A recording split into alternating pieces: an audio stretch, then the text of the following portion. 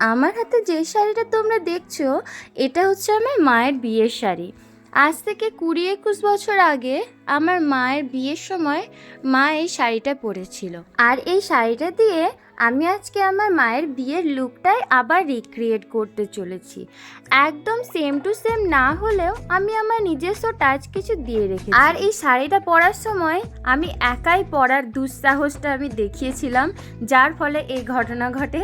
ঘটনাটা হলো, প্রথমে শাড়ির আঁচলটা আমি লাগিয়েছিলাম বাট খুলে গেছিলো, তারপর আবার লাগালাম, দেখলাম আঁচলটা উল্টে গেছে, তারপর আবার ঠিক করে। আর আমার ব্লাউজটা এত লুজ হওয়ার সত্ত্বেও আমি পরেছি। তো যাই হোক, আমি এখানে মেকআপ স্টার্ট করে দিয়েছি। বেস মেকআপ একদম লাইট রেখেছিলাম, তার কারণে একদম হেভি মেকআপ করিনি আমি, যেহেতু মা তখন অনেক মেকআপ করেনি। আর আমি আগেই বলেছি যে মায়ের মতো মেকআপ না করলেও আমি অল্প আমার মতো টাচ দিয়ে রাখবো।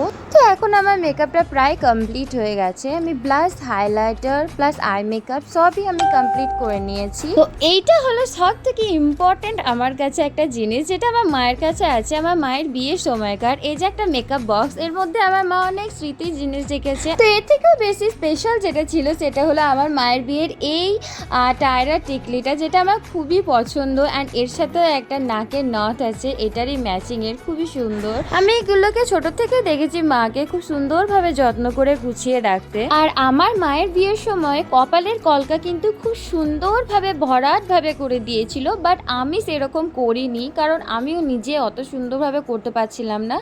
অ্যান্ড এটা হলো আরও সুন্দর একটা জিনিস, একটা সীতাহার আমার মায়ের বিয়ের সময়, তো সেটা আমি পরেছি। আর এই সুন্দর লাল বিয়ের ওড়না, এখানে শুভ বিবাহ লেখা আছে খুব সুন্দরভাবে। তো এটা হলো আমার ফাইনাল লুক। আমি যেহেতু শোলার মুকুট নিইনি, আমার মা সেই সময় একটু ফুলের মুকুট একটা ট্রেন্ড ছিল, বাট আমি সে নিতে পারিনি ওটা, যেহেতু আমার কাছে অ্যাভেলেবেল ছিল না। তো এটাই আমার ফাইনাল লুক ছিল। তোমাদের যদি ভালো লাগে অবশ্যই লাইক করে দেবে ভিডিওটাকে, আর আমার চ্যানেলটাকে সাবস্ক্রাইব করে দেবে। আর পরবর্তী ভিডিও তোমরা কীরকম চাও অবশ্যই কমেন্ট করে জানাবে।